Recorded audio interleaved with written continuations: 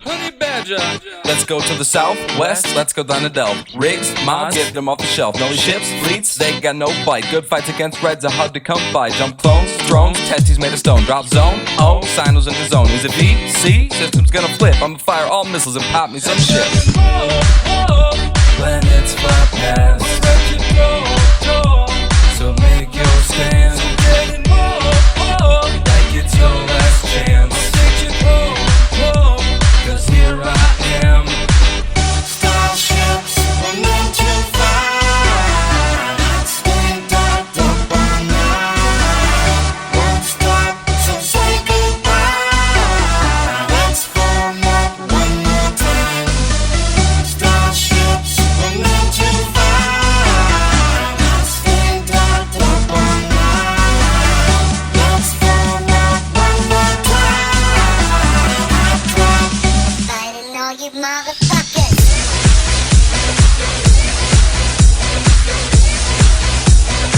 Fighting all you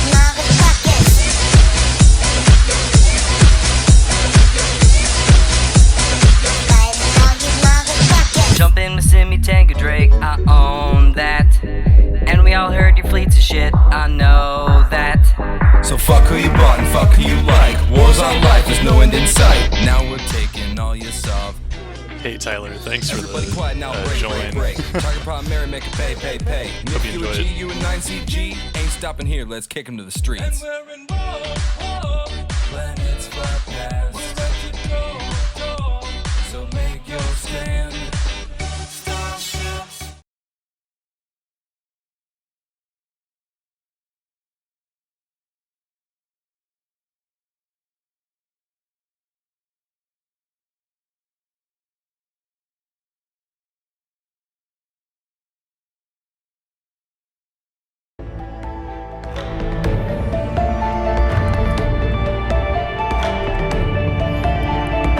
Right, why don't we get started?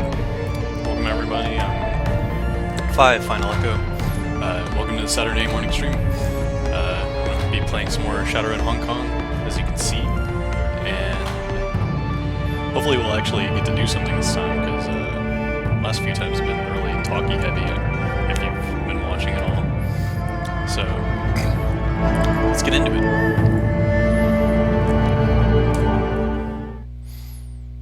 What were you doing last time? Oh, right. So we were investigating the murders in the Whampoan Garden district there, of their elders, who seem to have been, like, torn apart and stuff. Really gruesome. So I think we were going to go talk to the local gang in the parking garage here in a moment, and see what they have to say for themselves. Because if you remember, one of the clues was that the Whampoan Gardens, they don't like people coming in, so they don't like even letting the police come in. But they said, like, a month ago, someone had they had let the police in, and there was, like, a gunfight in that, like, parking garage where oh god, I can't remember the name of we'll probably see it, but where they were involved, and now they live there. So that was weird, and we should investigate. So here we go. Where are these guys going? The Red Spears. Awesome. That's a cool name. I guess this is them. Some, like, go gang. Biker gang. Nothing over here. Okay. I guess we have to go through them.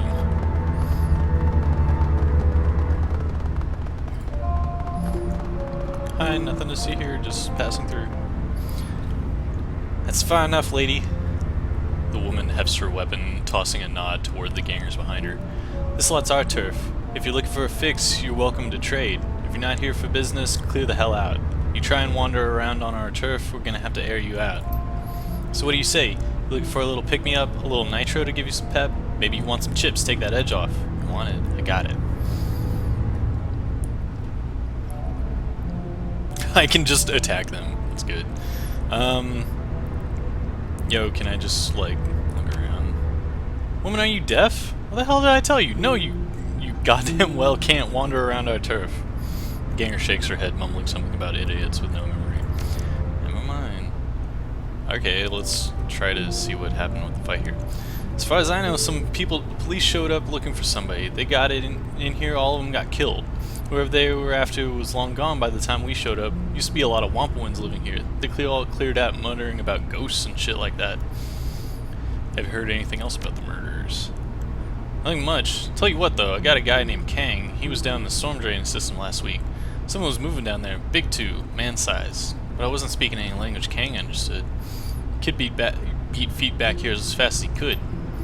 Dumbass dropped a storm drain key on the way out, though. You want to go looking for whatever it was, you'll have to go get a new key from somebody else. King stole his from a city worker. Who else might have a key from the storm drains? There's a guy named Porter Lamb who's got keys to pretty much everything. He's somewhere between a cop and a handyman. Ewan also mentioned some elf woman with crazy colored hair who managed to scam a key. He said she hunted parrot critters down here, devil rats and shit. Alright, cool, that was actually helpful. They didn't attack me, and I managed to make it through without dying. Okay, what do I need? Okay, I either need etiquette gang or etiquette socialite to do that. Oh well. You can insult them too. What do you have? Jazz, Bliss, Kamikaze, Toko, Nitro. Okay, so just like drugs. I don't want to be a druggie. Let's go. Can attack the whole gang though. No, I don't want to do that with only 4 dudes.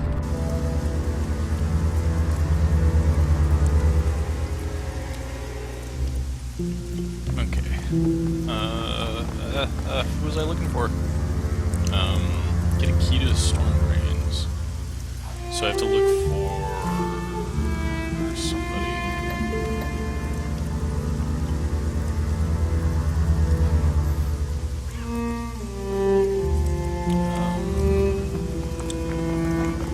Totally forgot his name now that she told me it.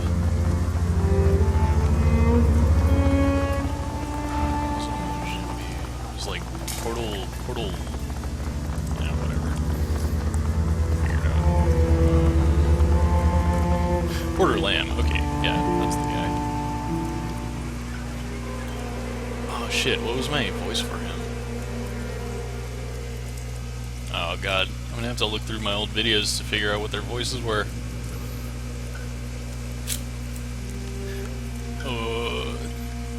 Hey there, need something else?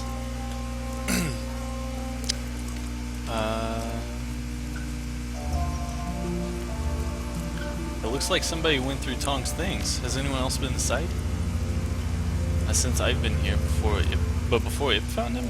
Could have been anyone, really. Ip had a key to his place, but the lock's total crap. Anybody half decent at cracking mag locks could have got inside. What's missing? BTLs, hard drives, and cred sticks are all missing. Sounds like the killer looted the place to me. All this talk of monsters. Yeah, sure, there's scary things that go bump in the night, but most of the scary bumps I hear are from handguns and gangers. Alright. So, do you have a key to the storm drainage system? Sure, why do you ask? Drop a gun down a grate or something? Following up a lead on the killer. In that case, take the damn key. You'll have to forgive me if I don't want to go down there with you. Porter peels an antique Yale-style key off the key ring and hands it to you. Knock yourself out, woman. There's an entrance up by the Jade Mountain restaurant. Can't miss it. Alright, so we got the key. Nice. Where's the Jade Mountain restaurant? Oh, it's up here. Oh, nice. It's just a storm drain. Cool. Wonderful.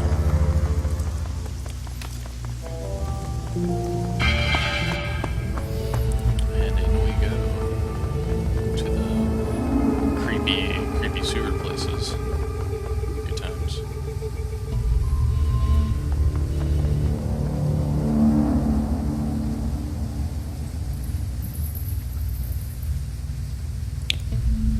Sorry.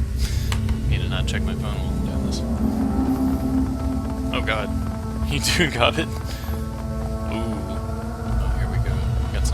Body parts here. The disgusting pile of stinking human remains smells strongly of blood in the first stages of decay. The arms, legs, and organs here are heaped together like stacked firewood, leaking blood and gore across the floor. The parts contained therein appear to have been sliced away from the parent body, rather than torn or bitten. Judged by the clean edges of the cuts, the blade used to sever these parts was pretty sharp. This is a whole world of messed up, Livy. Isabel takes a moment to stretch a retch. You think the killers stashed these here? They're stacked, they've been organized. This is our killer, alright. Looking closer at the pile, one part stands out. It's a severed forearm, and it's covered in tattoos. Words in a Slavic language and a shining lighthouse adorn the forearm, and ring-like images are inked on each finger. On the back of the hand, there's a skull inside a square. Whoever owned this arm isn't likely to be Whampoan, as these tattoos look like they were poorly drawn and inked by hand rather than a machine. Most likely Russian criminal tattoos. Russian criminals, eh?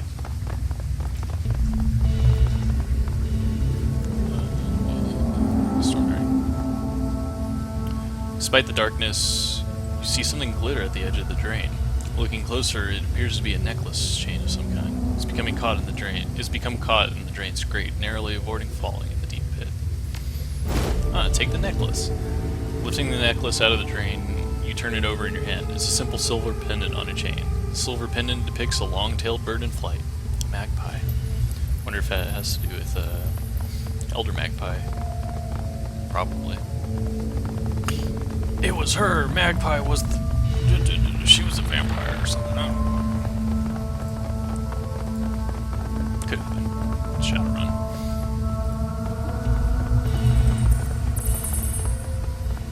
Oh. We got a little mahjong parlor here. What's this about? As you round the corner, you hear voices speaking just loudly enough to make out coherent sentences. The speakers are definitely not local. They speak with a slight Slavic accent, and their clothing is heavily armored. Around them are a number of crates and boxes, all mostly filled. It looks like the group is packing up. Yaroslav says the boat will be ready tomorrow morning. He's gotten everything arranged with the Port Authority. We move the goods to his warehouse, we'll handle loading them onto the ship, and we'll get them paid right then and there. Orc spits on the ground. I'll be glad to be done with this filthy place. I will too. I hate it having to hide in these dumb drains. It stinks down here.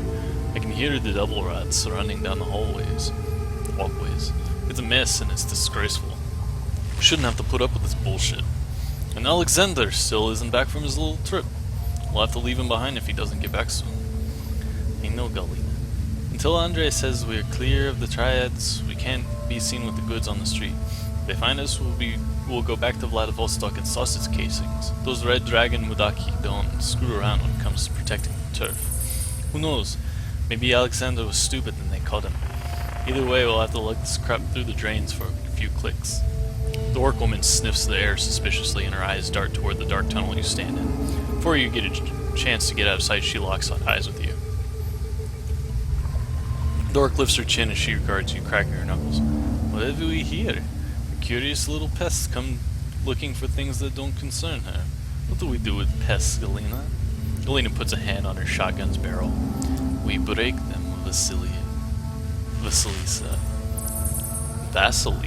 Wow. And then we hammer a spike through each of their throats, so anyone who sees their bodies knows not to meddle in our affairs. I suggest you stay where you are, pest.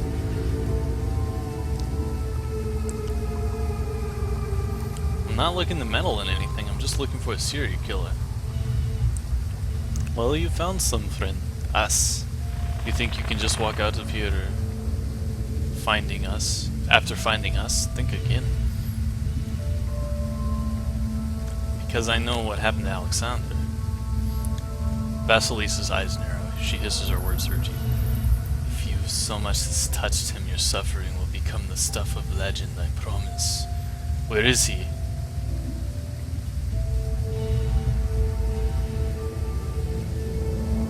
The serial killer I'm looking for killed him. Why should we believe you? I think you're just trying to save your own skin. Right forearm, lighthouse tattoo, Russian words underneath that. On the back of the hand, a skull inside a square. Sound familiar?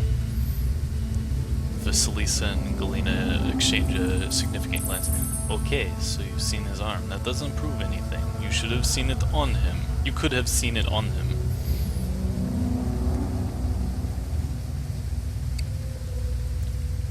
You want to walk down the way and pull his arm out of a corpse pile I found, go right ahead. I wasn't about to cart a severed arm around just in case I needed it. You're right. That is the act of someone very sick.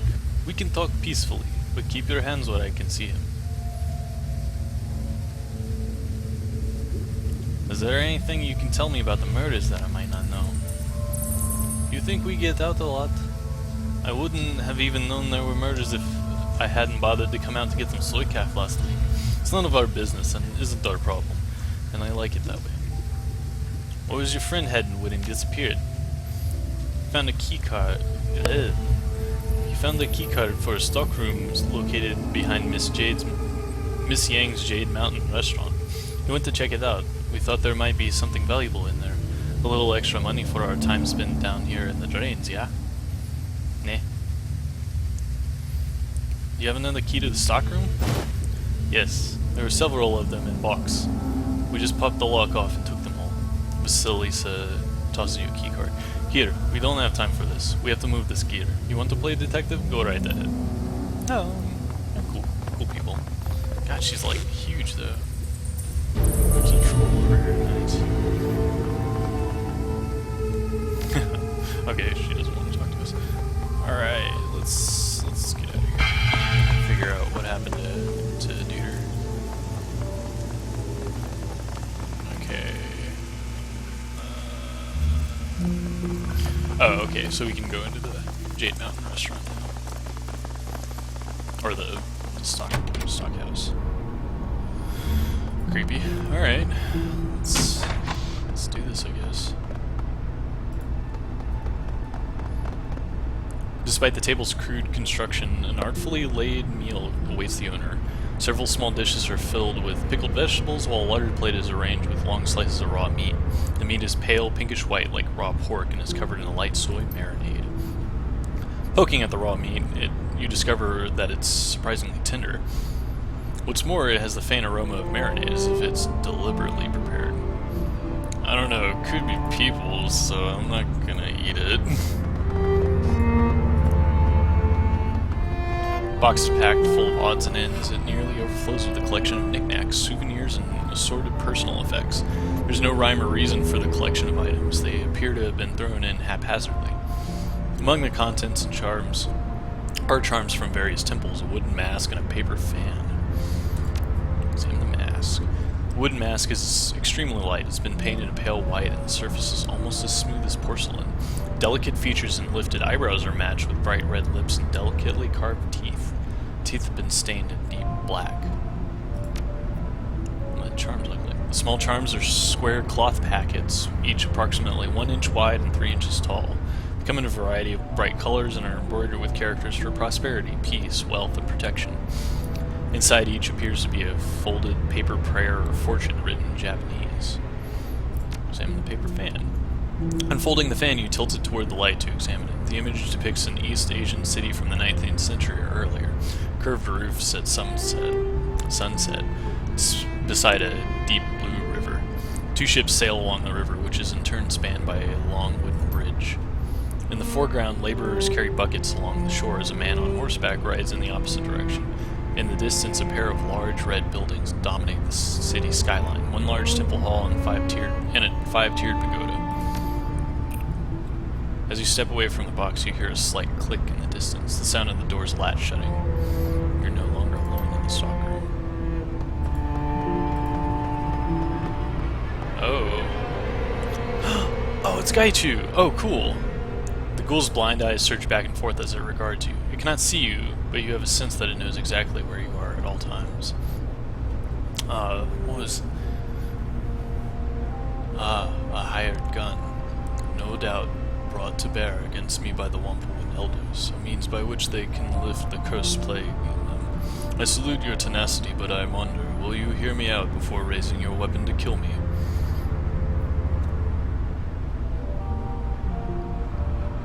You're a ghoul, and you're talking? Yes, I am not only talking, I am reasoning as well. And since you have not attempted to kill me, your own higher faculties are engaged. I am curious... I am a curiosity to you. The ghoul bares his teeth, breath rasping over them as he inhales. You wish to know, you wish to know not only what I am, but what I have done. As for who, you may call me Gaichu.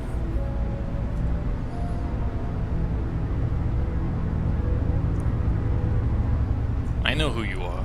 You're the one killing the Whampoan elders. You are correct. I have killed all the Whampoan elders to date. The only elder Magpie was according to my initial plan. I regret the deaths of the other elders, but it was necessary. Just go off on a tangent and ask him what his name means. Let's explain yourself. This affair began simply enough. As you may surmise, I am not someone who can be seen in public without great risk. Whampoan Garden is an excellent place to hide, no police or triad presence, and minimal interest in things that lurk in the shadows. Unfortunately for me, Elder Ing discovered me through communication with her spirits. Rather than kill or chase me away, she came to me with a proposition. Ing and the other elders were having problems with one of their number. An elder named Magpie had been holding many of their plans hostage, and would not budge. They could not remove Magpie, however, because her services were too useful to the Whampoans at large. Ing offered me payment to dispose of Magpie, and I accepted. Who shoots you? His sidelong glance spared as he grits his jaw. Why the hell are we talking to this thing, Livy? It's a goddamn ghoul and you know what they're like. Really? What, pray tell, am I like? All teeth and claws and bad manners, I expect. Gaichu's tone is amused despite the harshness of his rasping voice. Really? You want to crack jokes, you cannibal? Who takes an involuntary step forward, raising his rifle. The kind of monster that'd devour a family just because it's convenient. Remember the 162s, Livy? It's just like them. The 162s were a gang in the Barrens. Like that makes a bit of difference. Go on then, talk to the monster, but I'm keeping my finger on the goddamn trigger. I believe you were speaking of the Elder's plan to have me kill Magpie. Surely you must be a little curious about that. I've heard of Magpie, but his shop's still locked up. Naturally, they would keep her servers under lock and key to avoid any awkward questions about her whereabouts. I was thorough in disposing of her, as our contract stipulated. She was to simply disappear without a trace, a task that was easy enough to accomplish. I disposed of Magpie's body by emptying the blood in her bathroom. Then I cut her up into more portable pieces. They were placed in a plastic tarp, which I took to the storm drains and hid. Gaichu nonchalantly waves a hand, his tone flat and unconcerned. It's unfortunate, but my survival depends on consumption of raw metahuman flesh. Letting such nourishment go to waste would be a foolish error. But why kill the other elders then? I contacted the elders, not in person of course, and they arranged to exchange payment. I assumed that since the job was done, Ing would be a woman of her word. Baring his teeth, Gaichu hisses his next words across clenched teeth. I was mistaken. I arrived at the nearby parking garage the elders had told me about. They'd cleared out the other Whampoans under some pretense, though I'm not sure what ruse they used. The elders never showed up. Instead, several members of the Hong Kong police force arrived. They were more heavily armed than usual, so I suspect they knew something about my nature. I heard about the fight. You expect me to believe you took on the police squad and won? Of course. I have survived as a ghoul for some years now on the streets of Hong Kong. If that isn't evidence enough for my tenacity, I doubt any words I could say to you will change your mind. A betrayal of that sort cannot stand. Not only was I not paid for my time and effort, the Whampoan elders treated me like a common animal. And I am so much more than that. Reputation is everything, and I had none. I had hoped to build a network of contacts so that I would be able to continue finding work. But with that treachery, my hopes were dashed. I decided to become the monster that they feared. One by one, I had them eliminated. They know how to contact me, and could have ended their nightmare at any time by making amends. I would have asked for more money, but I would have ceased my hunt. Yet they did not. Instead, they contacted you, no doubt asking you to eliminate me where the police had failed. So I ask you, what now? What will you do? Will you attempt to finish what the Whampoans started? Or will you treat me with the same humanity I have shown you? So this is a really cool character that they added in for this game, and it kind of shows like one of the like the weirder aspects of the Shadowrun universe, because he's a ghoul. He's infected with a virus, like a magic virus, that causes him to kind of need to absorb people's essence by eating their flesh. He's not a vampire, but he needs to eat people to survive. And so it's kind of like are you cool with that? Because he's literally a cannibal, because he needs that to survive. Though, you're also killing a lot of people in this game. But is that cool? It's kind of a weird, like, back and forth with that kind of thing. Let's ask him some more questions. Very well, what would you like to know?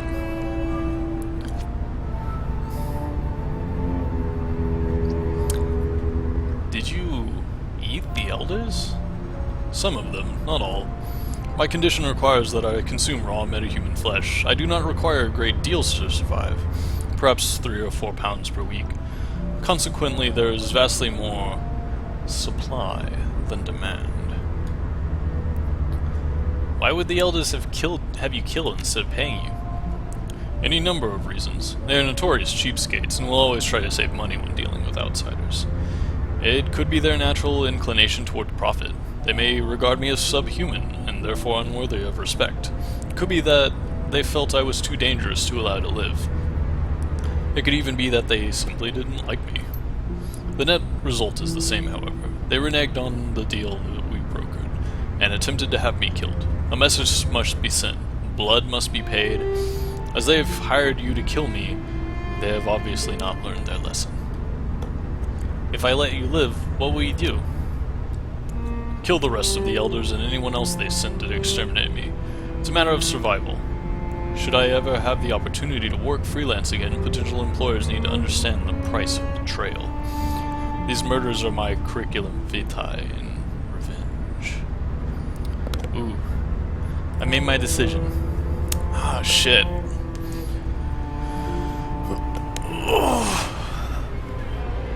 He's obviously like a really good character, and he's like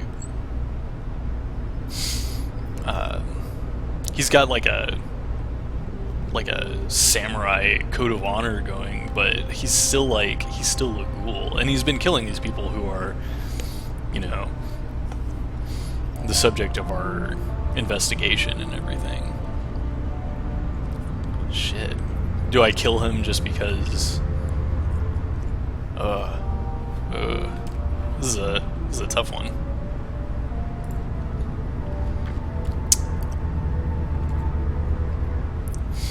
Oh yeah, Tyler. All of the Shadowrun Returns games are kind of like built the same, but Dragonfall like built on it a little bit more, and then like in Hong Kong, I think they added a bunch more like new stuff and made the combat system more fluid and stuff. So it's a little bit different, but yeah, it's definitely better than Returns. Like Returns is good still. I would recommend playing it, but Hong Kong is really great. There's a lot of reading though, so that's why I'm doing this. Sorry, I didn't see your question until just now. I don't know. What do you think? Should I kill this guy or?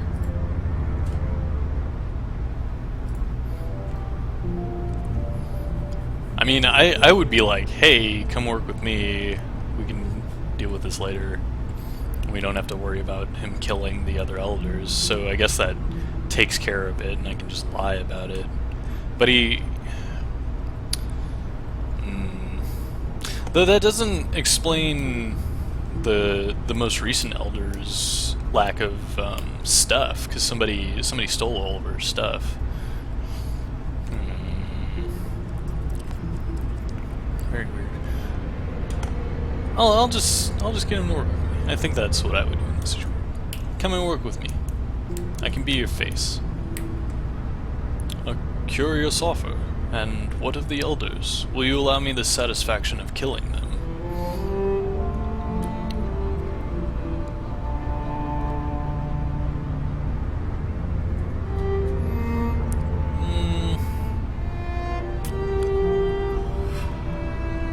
I haven't decided yet. I would counsel you not to believe their words, but you have the sound of one who is wary as a matter of course. Very well. Let us wait until a bit later in the night. Most pedestrians will be off the street, and it will be easier for us to approach the Whampoa without being noticed. Sounds like a good plan. Wow. Gaichu. So cool. Can I look at his character? Yeah! What a cool duder. No magic. High strength. Good at close combat mostly. Oh wow. Okay, yeah, he's just a close combat monster. Nice. Monster. Oops. I mean, I guess he sort of is, but it's not nice to say about people, I guess.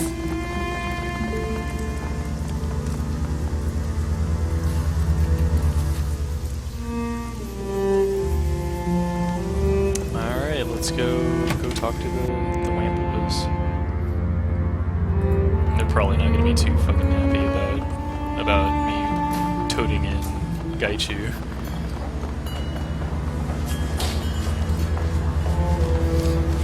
As you approach, Elder Ing's eyes widen, her mouth falls open and the veins on her neck bulge. What are you doing? You brought this thing into our home. Quick, kill it before it kills us. Porter hefts his pistol warily, but does not aim it at anyone. Yeah, I have to say, this isn't a good idea. Why the hell is a ghoul in here, and why is it wearing armor? Calm yourselves. I am not an it, and your elders know this, intimately. Gaichu bares his teeth in a rictus grin as he turns to face him. Good evening, Elder Ing. I can smell your fear, and I'm glad of this. It means you are learning the price of betrayal. Whoa, what the hell is going on here? Can someone explain to me why the ghoul is talking?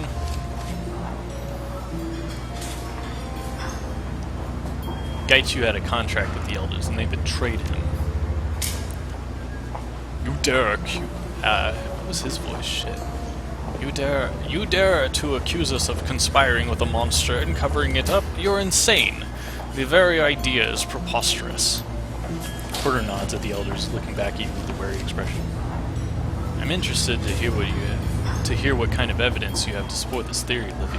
As far as I can tell, this monster killed Tong and the others, and that makes him a threat that should be eliminated.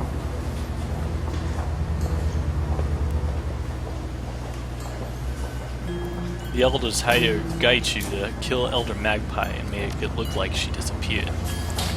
You believe this vermin, this creature that feasts on metahuman flesh, that kills and dismembers our tribesmen? You are a naive and foolish woman if that's the case. Ing spits on the ground in front of Gaichu. What proof do you have that Magpie is dead? Ing, please. In matters where an elder is accused of breaking our law and the other elders generally judge them. In matters where all of them have been accused, I am authorized to act as a judge. Make your case, Shadowrunner. I found Magpie's necklace in the storm drains. Porter takes a moment to examine the necklace. He nods at you. It's definitely Elder Magpie's. If you found it in the storm drain, that's suspicious, but hardly proof on its own. Of course it's not proof. The number of things lost down storm drains in Hong Kong must number in the tens of thousands per year, and I'm certain that necklace isn't unique either. She hasn't been seen in a month, not by anyone. She wouldn't just disappear like that. It may be unlikely, but it's hardly impossible. You haven't established that the elders were involved. All you've done is make suppositions about it. What proof do you have that we hired and betrayed this creature? I won't sit by and listen to idle accusations without any kind of concrete evidence to back it up. What about the fight with the Hong Kong police force? How do you mean? What does that have to do with the elders and the ghoul? You Whampoans don't allow police inside the area. Why make an exception this time? The police were polite and asked our permission to enter. They were hunting a non-Whampoan. That was reason enough for us to allow them in. Porter considers this for a moment, then shakes his head. That doesn't add up, Ing. Why would the police ask us for entry now? They've never been polite before, and they've always tried to force their way in here. It just doesn't ring true to me. Did you ask them to come in order to hunt down this ghoul? Preposterous. Porter, you know what our community is like. We wouldn't lie over something like this. This ghoul has been lying the entire time, trying to cover his tracks. He's still brutally murdered several elders. That's true. Those murders were vicious and cruel. Porter fixes you with the hard stare. I don't see any way to explain that away. This ghoul is a monster for how he killed Tong and the others.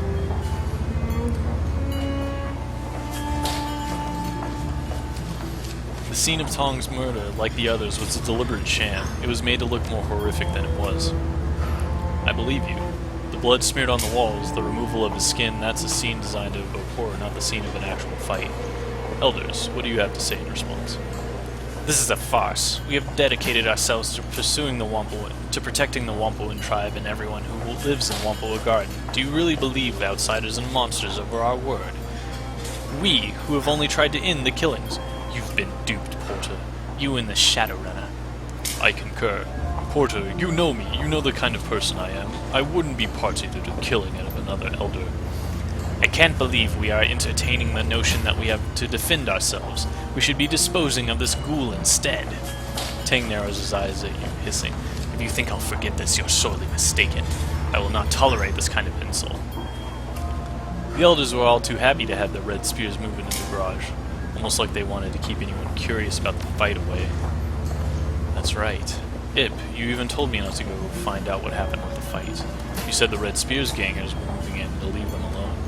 Why would you tell me not to look into it? I was only trying to protect you from the Red Spears. They're dangerous, which is why I wanted to deal with them directly. That's all I got. Alright, I think I have some idea what's going on here. And, what do you believe the real story is? It's obvious to me that you've done only a minimal amount of investigation. What's more, you've made a mockery of our request to eliminate a dangerous killer, and he's completely fooled you. How you could be duped by such a flimsy story and believe such a dangerous creature is beyond me. Thank you, Porter. You disappoint me, Livy. You're obviously a fool and a poor choice for hired help. I regret ever contacting you.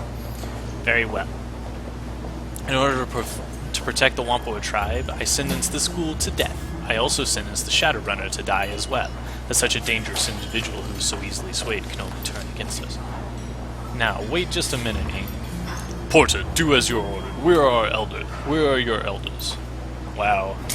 What dicks. I don't want to kill Porter, though. He's so cool.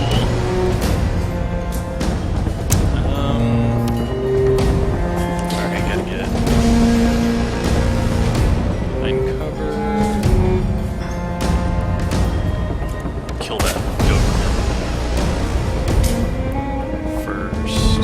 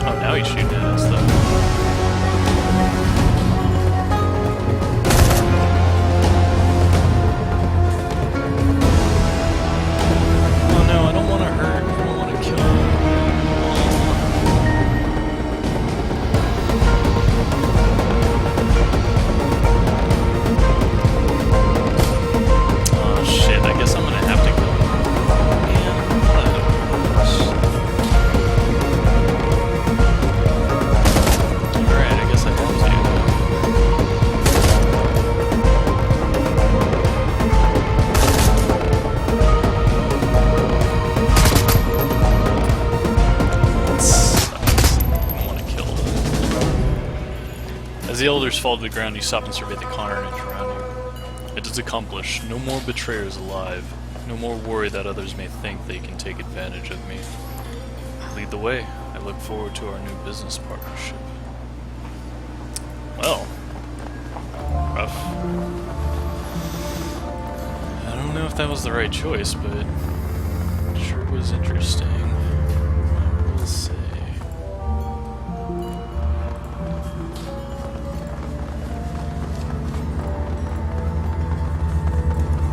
Well, he actually got to, like, combat that time.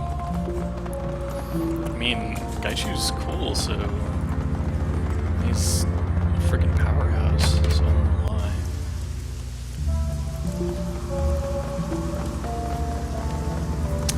Alright, I guess that's the end of it. So we just returned then.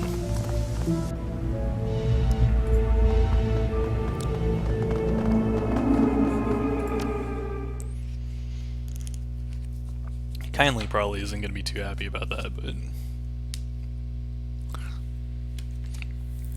The MTR rockets noiselessly towards Haoi along the edge of the Kowloon Bay. The black water glitters in the night with the light of 1,000 reflected storefronts. Gaichu stares sightlessly out the window, one hand pressed to the glass. The Whampoan elders are dead. They forced your hand and paid the price for it. Their story was a cleverly crafted lie meant to put the ghoul to death for their greed. But was the trade you made worth it? The uncertainty of that choice is as cloud as the sky above you. Serious. Very interesting, though. Do you believe the ghoul over... Do you believe the monster over the men? Is kind of the thing. But who's really the monster, right? I'd like to say.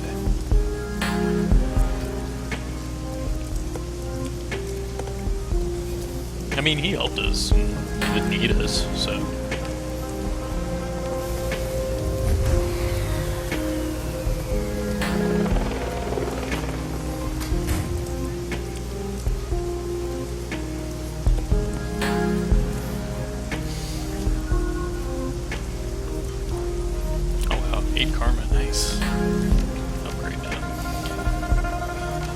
What to spend it on?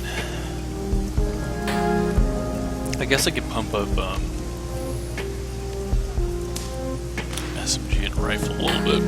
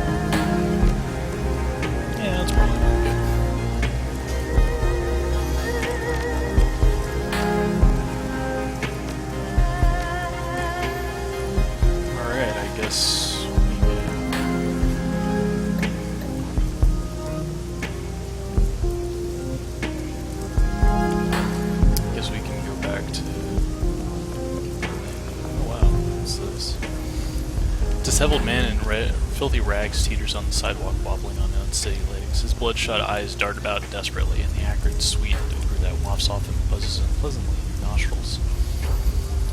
You okay, man? You have to help me, man. His teeth grind, his grip tightens. His hand feels like a vice. I need your help.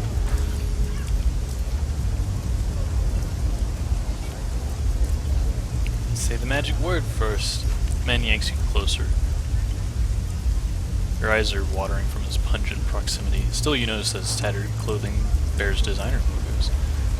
Please take handsomely a message for me.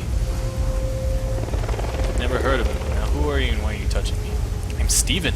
Steven Dynamite. He nods eagerly, desperation in his eyes. His sluggish tongue wipes itself over the cracked skin of his lips. Gross. Look, you have to help me. I've been poisoned. That crap that Lee sold me put bad things in my head. Whenever I close my eyes, I see dark, narrow tunnels, so many hands grabbing, razor sharp teeth gnashing, and the children. Poison? You sure it's not just a bad trip? Man gives a hollow lip.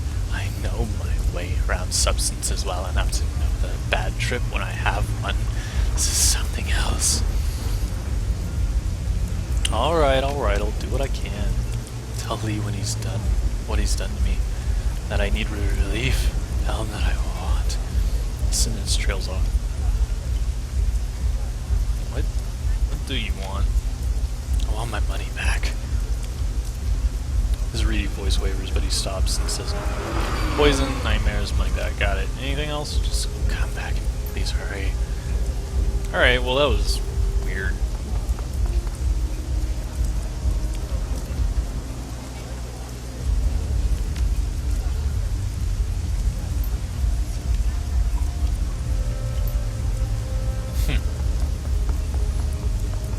Alright, let's... I guess we can level up everybody.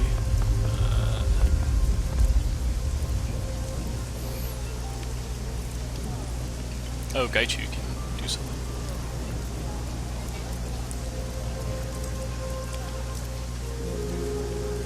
I like that active ability, that seems cool.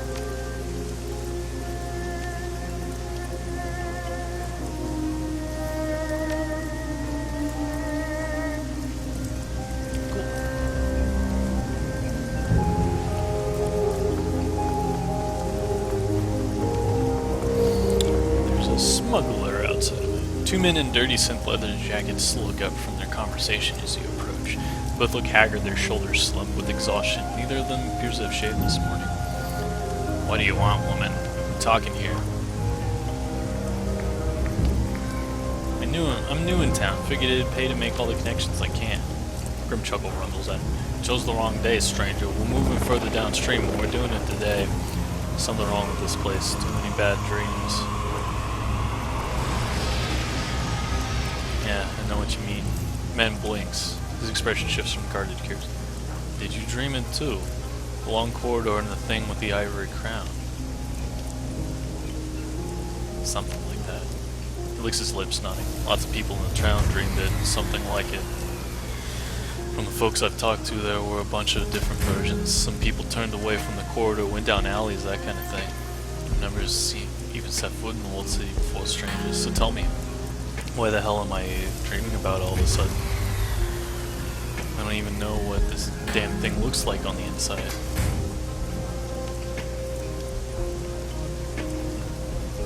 I think there's something strange going on, something magical.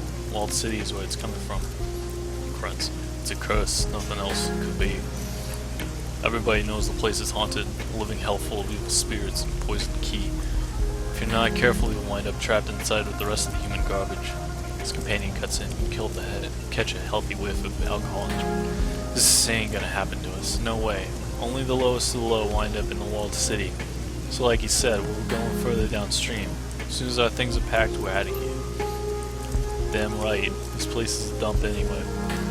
Let's just try our luck in Macau. Hell with this place. Best of luck then. We can say the same to you. You're staying here in AOA after all. Of the three of us, you're the one that most likely need it. Shit. Very bad place. Let's go to the mission computer. Do we get paid?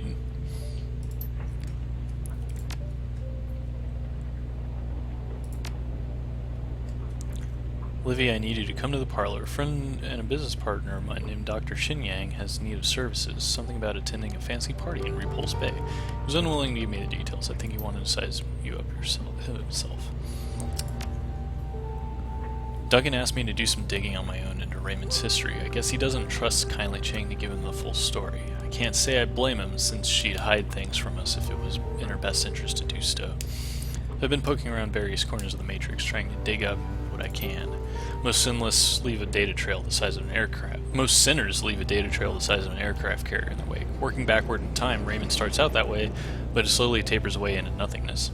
Sure, I can find some basic records in Seattle, power, utilities, a couple of public discussion sites you sign up for, but the further back I get, the less I find. And the craziest part of it is, prior to 2032, I can't find anything at all. And that shouldn't be possible. It's like Raymond didn't exist before then. I don't know. I'm gonna keep digging, but it'll take me a while. I'll let you know when I get some news worth sharing. Let's see my active jobs. Oh no. What? Open jobs directory. Claim payment up for the one. You submit the job as finished and await the response. A few minutes. I asked you to solve a problem, and your method of solving it is to kill the people I was doing a favor for. I have half a mind to throw you into the goddamn bay. Still, the Whampans are now more afraid of me than ever, and the money started flowing again, so I suppose that's something. I've attached your payment. The Whampoans made it explicitly clear that they wouldn't have paid at all except to ensure you never come back to the gardens. Next time, try not to fuck up the job so much. I may not be as forgiving. Alright, well... at least we tried.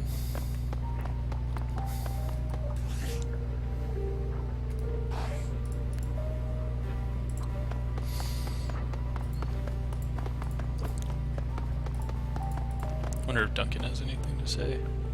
Whose cabin appears to be the only clean spot in the bolt hole. His equipment is neatly laid out on the bedding, grouped by type, arranged just so. He is cleaning his weapon with meticulous care. Well, that's that, I guess. We'll run us now. Yep. Think it's time to catch up? Could be. He stops for a moment, stares at his weapon in his hand. That's why I'm maintaining my equipment. It helps me focus my brain, work through stuff. He sighs, lowers the rifle. Now's as good a time as any, I guess. Where do you want to start? I can't get that dream that I had out of my head. You said you had one too, right? Yeah, yours sounded like a nasty one. I don't remember much about mine. I was pretty creeped out by a run in the walled city. Between that and all the drama, I'd be surprised if I didn't have a nightmare. He shrugs. Did it feel any different from any nightmares you've had? He takes his time and thinks about his answer a bit before he responds. You know, sometimes you'll be mad at a friend in a dream and then wake up and still mad at him. Then you treat him like he did something wrong when you see him. It kind of feels like that to me, like I dreamed I was swimming towards a bright light when I woke up. And when I woke up, I was out of breath for the effort. Was the walled city in your dream? Of course, the walled city was in my dream. It was a nightmare, wasn't it? He gives you a lopsided grin. Was it in your dream too? Sure looked like it. I'm not sure I'm surprised. The walled city is more than just another slum in the sprawl. Hell, it is a sprawl. Of course we dreamed about it. The feeling I had there has stayed with me. I felt thick, heavy, and I got this overwhelming feeling of, I don't know, wretchedness, I guess. What you remember about you is just little snatches of things. He puts his hands on his hips and concentrates. The walled city was breathing, and it had teeth everywhere, and there was a tunnel that was so bright that I had to shut my eyes. And Raymond was there. He was either kneeling or lying down, I can't remember which, but he was crying. That's what made me wake up, the sound of my father crying. Let's talk about something else. What did you think about the last run? I don't know, Lynn. I've had enough of ghouls for one lifetime. The barons were full of them. Remember what the 162s did to the Aslana family that lived by the old town center? Remember how we found them? It's not like the kind you forget. Tooth marks in the bones and all that. His face goes white as his sheet. Yeah, made my stomach turn. Nobody deserves to go out like that. I don't know, Lynn. I don't think I'll ever get comfortable with having a ghoul on our crew. I guess it was a good thing to help him, though. I'd rather have a ghoul on the team than a ghoul obsessed with vengeance. Who knows what he'd do to get it? Anyway, enough about that. Anything else? Let's talk later. Doesn't look like I'm going anywhere. Man, what a rickety boat. Cool, I can talk to Isabel and Gobbit. Yeah.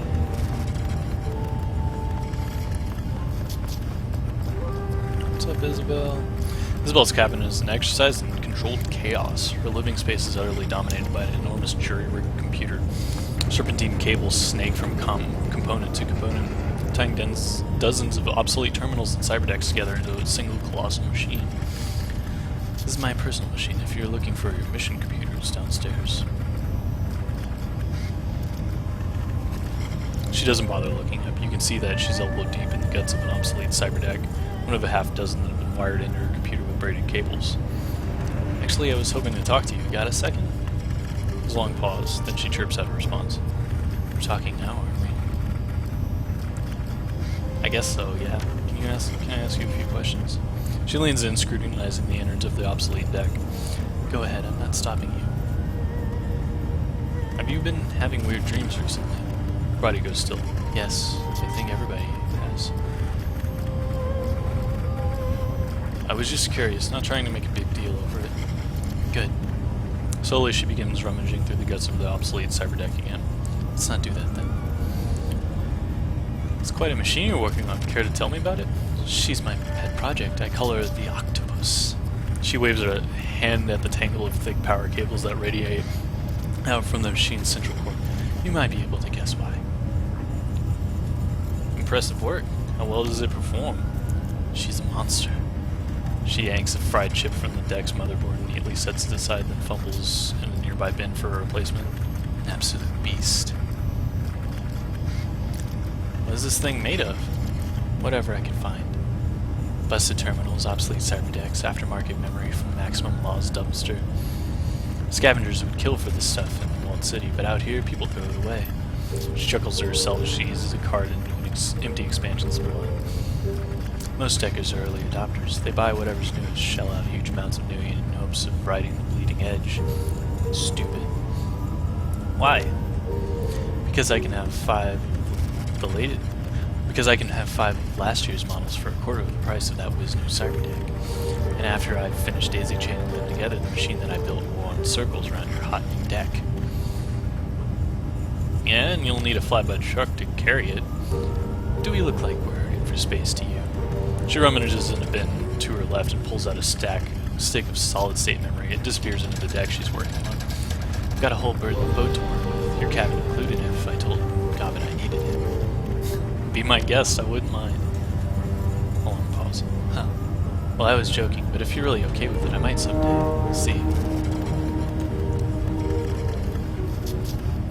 Any thoughts about that last run? I thought I wouldn't miss the Whampoans, and you know what? I don't. They're all a bunch of pompous, cliquish tech junkies who act like they're in high school, all backstabbing and whispered gossip. The elders are the worst of them, always pitting their cronies against each other. They're useful allies, but I don't want to deal with them ever directly again. They had high school inside the walled city. Well, I didn't exactly go to high school, or any school for that matter, but I've watched a lot of Trit, and I hang out on the Matrix all day. I think I have a pretty good idea of what teenagers are like. I can't believe Aang and the other elders would be stupid enough to try and trick payment on a Shadowrunner. A ghoul Shadowrunner, who's dressed like a red samurai. I mean, that's pretty much screams bad idea on the face of it. What do they think was going to happen? They're good in the Matrix, but they've got a lot to learn in dealing with Shadowrunners. Anything else you want to know? I'd like to know you better. Tell me something about yourself. Something? She paused for a moment. Okay. I don't like small talk. Does that count?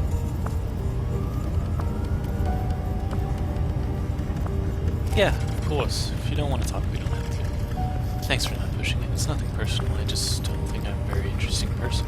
Oh, but Isabel's so cool. Aw. I gotta go, Isabel. Sure, drop by anytime. Let's all be friends. I just want to be friends. Tell me about yourself, Gobbit. Gobbit's nest is pretty much what you'd expect. Piles of clothes on the ground and an overflowing garbage bin surrounded by stacks of instant noodle packets and towers of tinned oysters. Avant-garde posters haphazardly thumbtacked to the walls, overlapping in some places and peeling in others. Feels like a lot like an art school dorm room. Gobbit reclines in a corner, cradling a bowl of soup in her hands. At her feet, a cast iron pot simmers away on an electric hot plate. Contents are typical Hong Kong comfort food.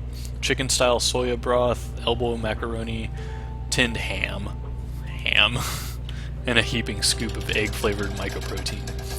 When you wind your way through the piles of dirty laundry, Gobbit slowly lifts her head from her bowl to acknowledge you. Hey, Seattle. She chews on the words along with a mouthful of cheap pasta. The corner of her mouth curls up in a half smile. How's tricks?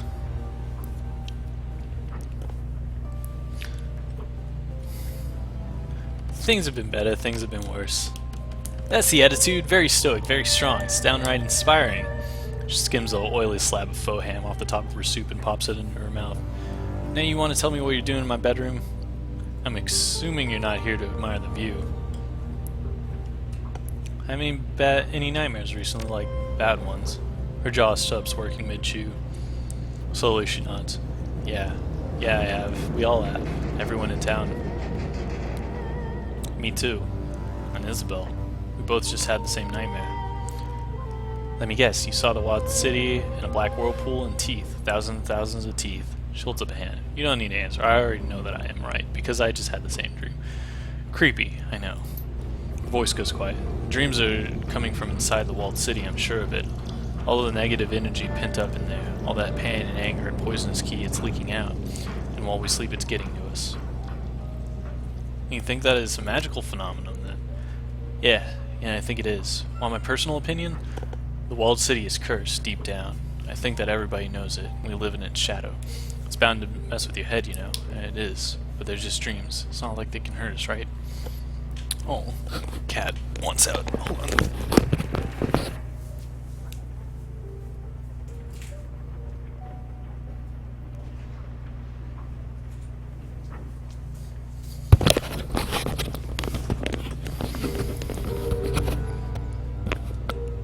I'm glad that one of us isn't terrified by this. She tries on a smile, fails, does her best to laugh it off. Don't worry, Seattle. We're fine here, but let's talk about something else, huh? I don't like thinking about the walled city very much. Too many old fears and bad feelings. How did you decide on the name Gobbet, anyways? I didn't. She pops a noodle in her mouth and chews. My mom did.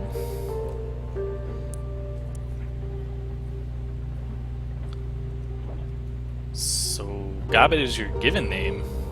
Your mother named you after a wad of meat? She shrugs. Yeah, sure, I don't think she knew what it meant. She just thought it sounded pretty. You should get used to that, by the way. People here in Hong Kong like to stand out, and choosing unique names is one of the ways they do it. Any thoughts about that last run? I don't like the Whampoans, I really don't. Isabel is about as close as I usually get to their particular flavor of crazy. You'd think with all the technology and backup they'd have the smart enough not to stiff a red samurai on pavement, much less a ghoul. I don't know if they're smart people, but they seem pretty dumb to me. I'm not sure about inviting that ghoul onto a boat, but I can't say I'm going to lose any sleep over the elders dying. We live and die by our reputation out here. Anybody dumb enough to pull a stunt like that on a ghoul, they might be dumb enough to have it tried on us. Just hope we made the right decision. Gotta run Gobbet, take care. See if the Red Sam... where would he be? Would he be like downstairs?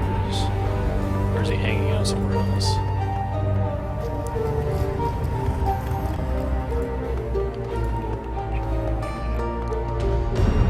Maybe downstairs. What's up, Raptor? Welcome back, my friend. What can I do for you?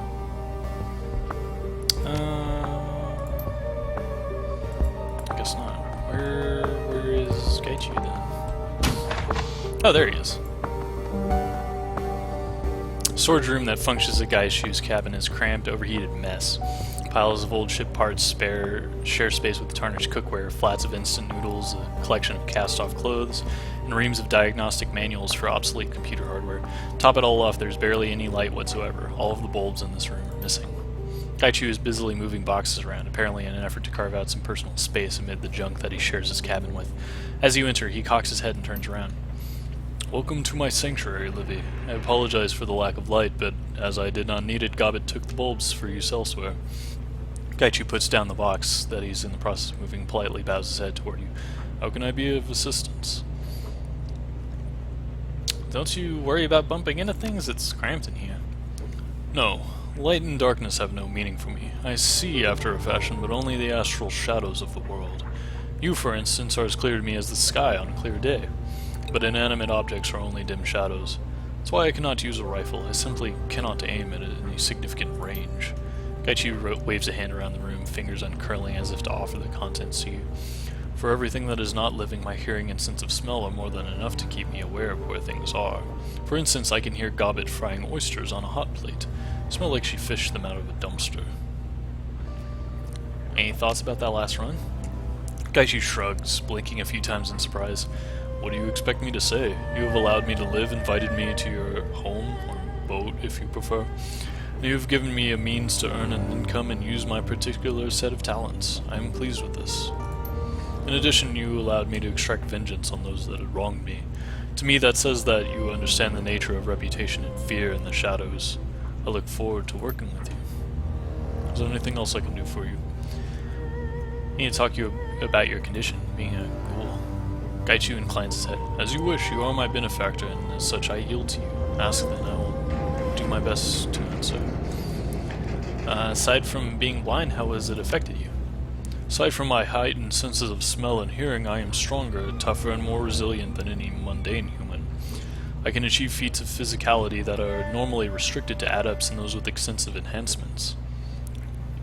Gaichu lifts one hand, fingers crooked to show off his elongated nails, claws really. These as well, as sharp as any small knife. I prefer my sword, but in a grapple they can come in extremely handy. He draws one nail over the surface of his shoulder blade, so the hair-fine spiral of armor peels off and the nails wait. Can you turn into mist or anything? Gaichu cuts loose with a loud, rasping laugh. After a moment, the laughter turns to a cough, and he doubles over. If I could, believe me, you would be the first to know. Unfortunately not. My condition has enhanced my body, but has not granted me any mystical powers thus far. It seems like your condition is stabilized. For now it has. I will not suddenly become a ravenous beast lurking in the hold of your ship. At least no more so than I already am. Gaichu bares his teeth in a wry grin, dipping his head a little. Your armor is heavier than what most Shadowrunners wear, and more distinct too. Gaichu nods, growling his assent. That is correct. It is the armor worn by the elite soldiers of the Renraku corporate military, the Red Samurai. Or the Red Samurai. The Renraku Military Special Operations Division. The most elite that the corporation has to offer, on par with Ares Firewatch or Taranjaya's Ghosts. The Red Samurai are world-class soldiers assigned to only the most difficult and important missions. That armor is a rare thing for a Shadowrunner to have. That is true. It is considerably less rare for a Red Samurai to have a suit of it, however, even if he goes rogue. You were a Red Samurai. Indeed. For the entirety of my adult life, I was a member of the Renraku military, specifically the Red Samurai. That changed relatively recently, and I feel the reasons are abundantly clear. Hence, I still possess my armor, my sword, my training. They have served me well in both my previous life and in this one. Why'd you pick the name Gaichu, anyway? It was given to me. I was what the Japanese call ghouls, for the most part. I am vermin, a thing shunned by polite society to be hunted and slain for bounty. My old life is gone. It seemed as apt a name for the streets as any other I could choose. I like that attitude. Turns the tables of power. Gaichu dips his head in agreement. One does not defeat the enemy solely by strength of arms. One must turn one's own weaknesses into strengths. It's an old and valuable lesson too often forgotten. How'd you end up running the shadows? Gaichu rasps out a coughing laugh that reverberates through the cramped room. What other employment is appropriate for a cannibal whose only previous experience is in military operations? There are not many things I know how to do. This is one of them. But why not ask Renraku for medical help? In theory, Red Samurai who are wounded are giving the best medical treatment in cybernetics. If they are insufficient to return them to active duty, they are given a pension and retired. In practice, this is never the case. Red Samurai teams do everything together. Eat, sleep, train, play.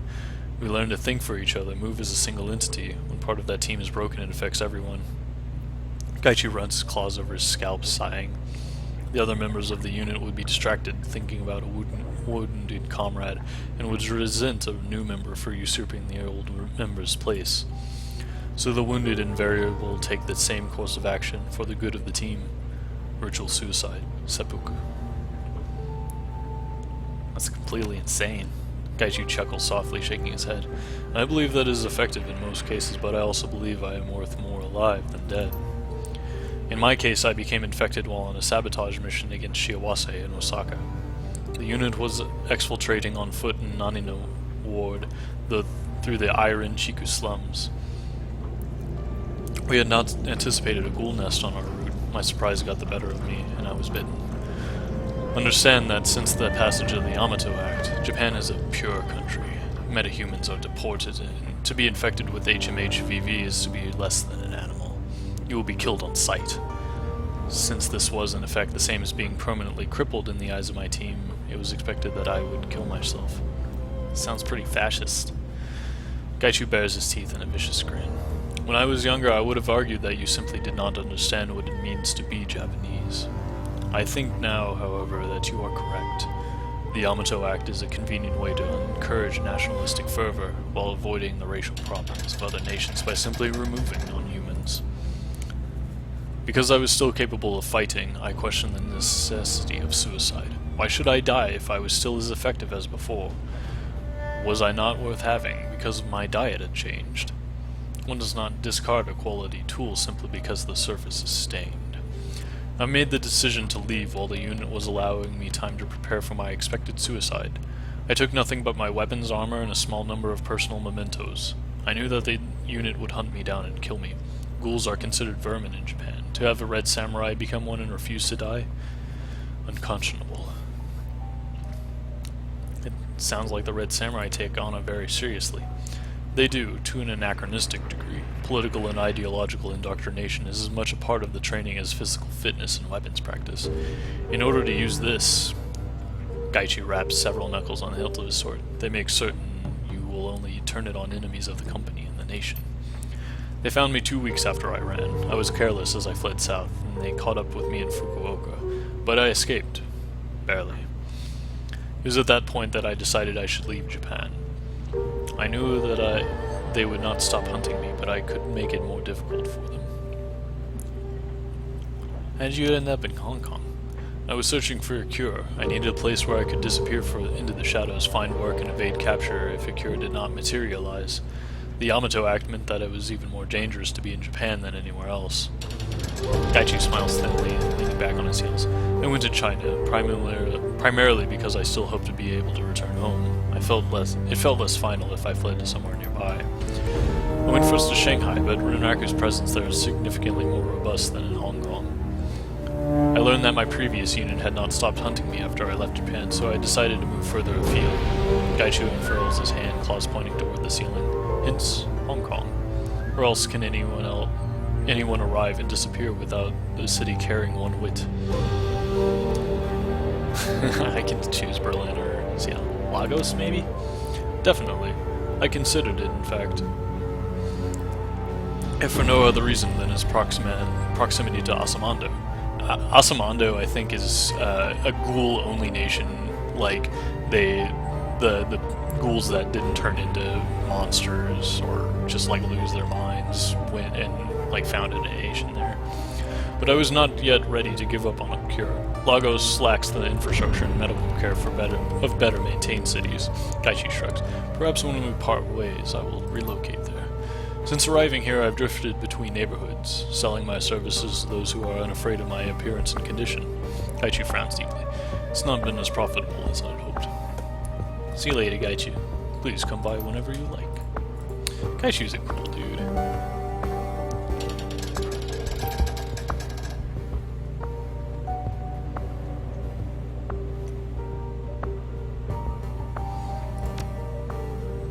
I won't pry into his stuff. I guess I'll go rest, and then I'll probably cut it here, so let's see what happens. You wake with the start, your limbs bound up in a sweaty tangle of linen bed sheets. An incredible sorrow swells in your chest. You feel empty, half-starved, and alone. Fragmentary memories of a half-remembered dream flit through your mind. They're already fading away to nothing. Let's chase the memories. Close your eyes and concentrate, willing yourself to keep the dream from slipping away. Gradually, the memory comes back to you. The walled city. You were back in the walled city. You don't remember how you got there. but it couldn't have been any other place. Even the barrens weren't so squalid. You remember craning your neck to look above you. The buildings that made up this part of the walled city were new construction, even cheaper than the old. Now the foundations had rotted out from under them, and the buildings leaned into one another like a gang of drunken men.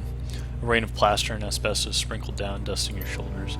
You begin to creep forward, picking your way past the piles of refuse and debris, past the pimps and the dumpster fires, the broken glass and the dirty needles. The air reeked of rot and sewage and industrial waste, a disgusting melange that caught in your throat sinuses and crawled into your throat. Caught in your sinuses and crawled down your throat. You gagged on the stink, but it didn't slow you down. In the back of your mind, you knew that you had no reason to be doing this. There was nothing for you in the walled city. You shouldn't have even been there. But the rest of you was hungry, unbearably, indescribably hungry, and that part of you knew that if you keep moving, you'd finally get to eat.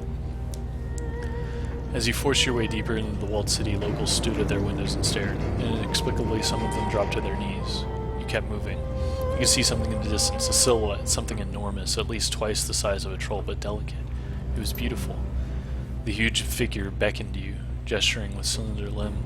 An explosion of warmth filled your chest, and you knew that if you could reach it, your problems would be over. She, would make all your sorrows disappear. You moved forward at a crawl, but the figure felt impossibly far away. You reached out, calling to her end. And then you woke up. An empty feeling in your stomach slowly fades, taking the strength and vibrance of the memories along with it. Weird. Well, I think with that, I'm going to call it here. So, thanks guys for watching, and hope to see you next time. Get some more about Gaichu and the stuff that's going on in Hong Kong, and